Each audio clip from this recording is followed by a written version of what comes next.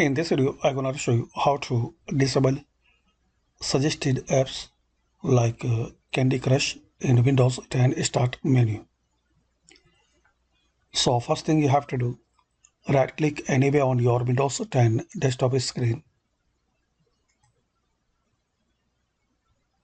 Now click on Personalize.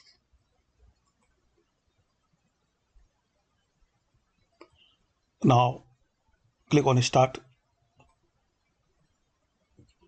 Here you will see option Show Suggestion Occasionally Start. So in case it's turn on, so you need to turn off. To disable suggested ads, toggle to off position, then close it. So hopefully guys you like this video, and by this short and very quick method we can know how to disable suggested apps in Windows 10 Start menu. Thanks for watching.